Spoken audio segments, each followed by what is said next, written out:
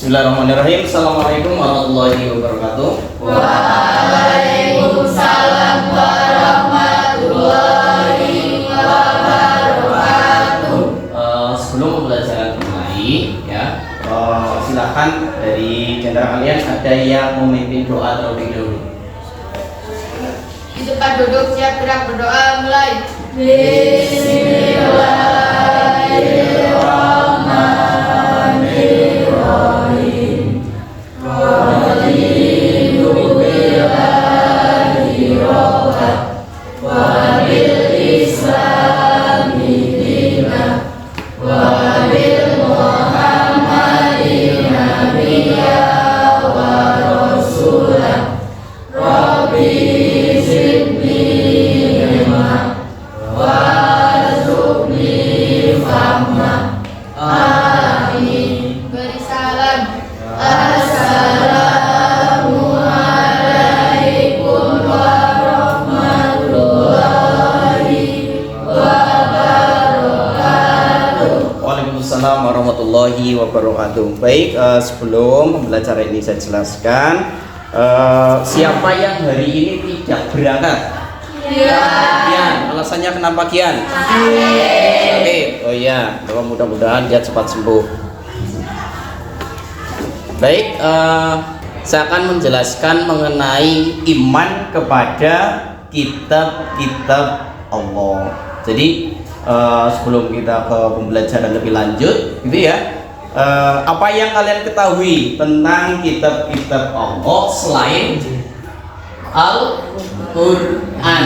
Nah, kenapa kita penting untuk memahami dan menghargai perbedaan tersebut? Kira-kira ada yang tahu? Perbedaannya apa? Ya? Perbedaannya apa? Ya, mungkin tulisannya begitu ya. Ya, begitu ya. Baik. Kita lanjut. Nah, lihat ya, tujuan untuk pembelajaran ini adalah mampu menjelaskan makna iman kepada kitab-kitab Allah dengan benar serta memiliki rasa ingin tahu terhadap sejarah kitab-kitab Allah dan terbiasa membaca Al-Quran setiap hari. Kemudian yang kedua, dapat menjelaskan cara mencintai Al-Quran. Iman kepada kitab-kitab Allah artinya meyakini dan membenarkan terhadap kitab yang diturunkan oleh Allah Subhanahu wa taala kepada para nabi dan rasul. Kemudian iman kepada kitab Allah Subhanahu wa taala meliputi beriman kepada seluruh kitab.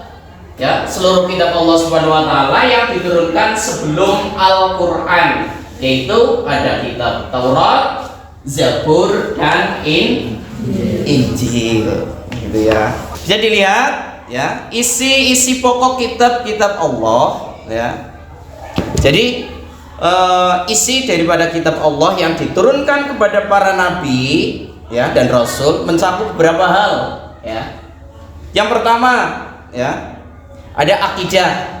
Akidah itu mengesahkan Allah. Jadi Allah itu satu, diesahkan. Allah itu tunggal. Kemudian yang kedua adalah syariat, ketentuan dalam kehidupan berupa perintah dan larangan bagi umat manusia. Ya. Kemudian yang ketiga, akhlak, cara bersikap, bertindak kepada Allah serta kepada sesama, ya, kepada Allah, kepada sesama manusia, gitu ya, kepada sesama ciptaan selain manusia, ya, kepada hewan, gitu ya, pada tumbuhan, pada lingkungan alam dan lain sebagainya. Kemudian yang keempat ada janji pahala dan ancaman siksa kepada umat manusia. Itu seperti itu ya. Kemudian berikutnya adalah kisah umat terdahulu dan informasi tentang ilmu yang perlu dikembangkan oleh manusia. Ada cara beriman kepada kitab-kitab Allah Subhanahu wa taala. Gitu ya, meyakini dengan sepenuh hati yakin bahwa kitab-kitab Allah yang dibawa oleh para rasul itu benar-benar datang dari Allah Subhanahu wa Ta'ala. Kenapa? 1400 tahun yang lalu sudah ada bahasa Al-Quran yang begitu sangat luar biasa, ya, dipikir secara nalar, ya, kita saja tidak bisa menyamainya, itu begitu ya. Kemudian membenarkan terhadap adanya kitab, berarti tidak ada keraguan sedikit pun dalam hatinya terhadap kitab-kitab Allah Subhanahu wa Ta'ala yang telah diturunkan kepada para nabi dan rasulnya. Oke, terima kasih ya, selamat belajar. Kemudian ada pertanyaan dari pembelajaran ini? Saya. Ya. Bagaimana cara meningkatkan keimanan melalui kitab-kitab Allah? Ya. Yang pertama itu membaca dan memahami kitab Allah. Jadi sebelum kita memahami kitab Allah itu, ya, kita membaca terlebih dahulu, gitu ya. Yang kedua, mendalami tafsir daripada Al-Quran. Perintahnya itu apa? Contohnya begini ya, Allah itu memerintahkan kita untuk menjalankan sholat, gitu kan, membayar zakat, gitu ya. Itu dari tafsirnya, kan begitu. Kemudian mengamalkannya. Jadi setelah kita mengetahui, contohnya di Quran surat Al-Maidah ayat 6, di situ kan ada perintah berwudu. Kita mengamalkan, maka kita harus berwudu sesuai dengan perintah Allah. Itu begitu. Kemudian beribadah dengan khusyuk, ya. Kalau beribadah itu dengan khusyuk. Jadi ketika kita beribadah itu hanya tertuju kepada Allah Subhanahu wa Ta'ala. Contohnya ketika kita sedang sholat, ya, ingin khusyuk, maka bacaan Al-Qur'annya, Al-Fatihahnya contohnya itu harus benar. Jadi jangan asal-asalan. Kemudian yang kelima, menjauhi perbuatan yang dilarang. Apa yang dilarang oleh Allah Subhanahu wa Ta'ala melalui Al-Qur'an, yang ditulis di dalam Al-Qur'an, maka kita harus menjauhinya. Gitu ya. Kemudian mengikuti sunnah Rasulullah. Karena apa? Perbuatan Rasul itu adalah perbuatan yang tercermin di dalam Al-Quran. Oke, begitu. Ada yang tanya lagi? Saya. Kitab Injil dan Al-Quran sekarang masih ada, sedangkan kitab Zabur dan kitab Taurat tidak kelihatan lagi. Nah, jadi begini ya. Kalau kalian dengar ya, kitab apa?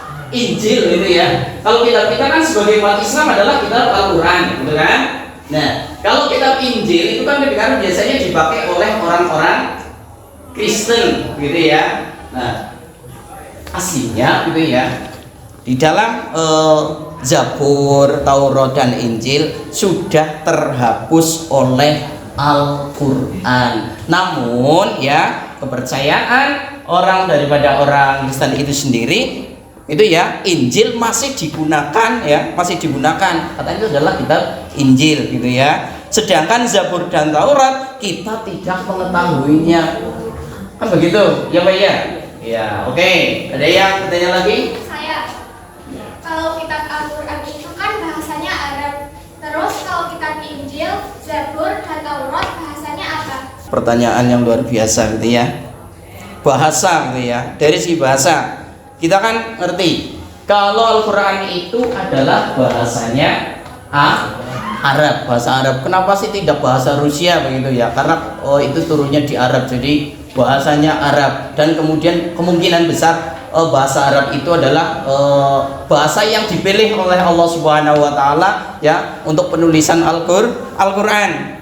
Jadi begini, untuk kitab Taurat begitu ya, kitab Taurat itu kitab yang berbahasa Ibrani. Ya, Ibrani bahasanya seperti apa? Kita tidak tahu karena tidak belajar bahasa Ibrani. Kemudian Zabur itu bahasanya adalah Kitbi, ya, kitab Zabur itu Kitbi. Kemudian yang Injil itu bahasanya Suryani atau Aramea. Kemudian Al-Quran itu bahasanya Arab. Oke, baik. Silahkan ya, untuk memantangkan pembelajaran kalian dibentuk menjadi 4 kelompok, ya, berdiskusi di situ ya. Baik, untuk kelompok Satu. Saya. Ya, tadi apa? Untuk mendiskusikan mengenai sejarah turunnya kitab Taurat, gitu ya. Kemudian pokok ajarannya, gitu ya. Silakan.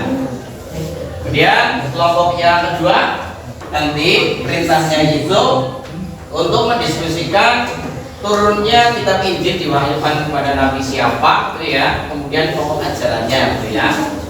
Ditulis. Ya. Kemudian kelompok tiga.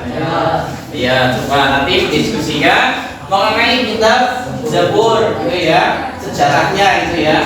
Kemudian kelompok yang keempat. Ya, oke, silakan ya. Perintahnya adalah mendiskusikan mengenai kitab Al-Qur'an. Ya, selamat berdiskusi.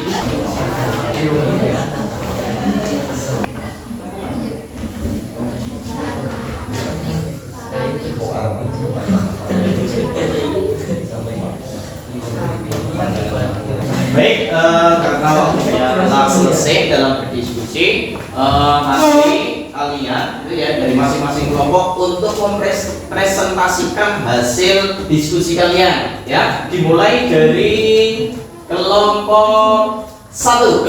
Oke, jadi yang mewakili maju ke depan. Kelompok 1. Kitab Taurat. Kitab Taurat diwahyukan kepada Nabi Musa alaihissalam di Bukit Tursina, Mesir, abad 12 SM. Pokok ajaran kitab Taurat berisi tentang akidah, tauhid, dan hukum-hukum syariat. Taurat merupakan petunjuk bagi Nabi Musa alaihissalam dan nabi-nabi dari Bani Israel sesudahnya sampai kepada Nabi Isa alaihissalam. Oke, terima kasih. Berikan aplaus. Kelompok 2. Hasil diskusi kelompok 3. Kitab Zabur. Kitab Zabur diwahyukan kepada Nabi Daud alaihissalam sekitar abad ke-10 sebelum Masehi di daerah Yerusalem, Israel. Pokok ajaran kitab Zabur berisi tentang zikir, nasihat, hikmah, tetapi tidak memuat hukum-hukum syariat. Oke, terima kasih. Berikan aplaus untuk kelompok 3. Baik, itu hasil diskusi dari kelompok kalian, gitu ya. Jadi apa yang didiskusikan kalian mudah-mudahan untuk bisa kalian pahami mengenai materi tersebut, gitu ya. Itu kan tadi rata-rata mengenai sejarah, gitu ya. Jadi sejarah turunnya kemudian nabi yang menerimanya, begitu. Yang berikutnya adalah ya apa yang kamu rencanakan, yang kamu pelajari bisa untuk menjadi pedoman kalian untuk belajar kalian. Jadi yang terpenting apa? Kalian yang pelajari mengenai kitab-kitab Allah Subhanahu wa taala yang diturunkan kepada nabi dan rasulnya, itu ya. Untuk diimani, dipercayai, gitu ya. Bahwasanya kita umat Islam itu mempercayai adanya 4 kitab. Tapi yang kita jalankan adalah kitab Al-Qur'an, begitu ya. Karena apa? Itu sebagai kitabnya umat Islam, gitu ya. Jadi untuk pertemuan berikutnya, gitu ya. Untuk pertemuan berikutnya nanti akan membahas mengenai cara mengaplikasikan Al-Quran ya sebagai generasi penerus pencinta Al-Quran, ya. Baik, demikian yang bisa saya sampaikan. Terima kasih dan mohon maaf yang sebesar-besarnya.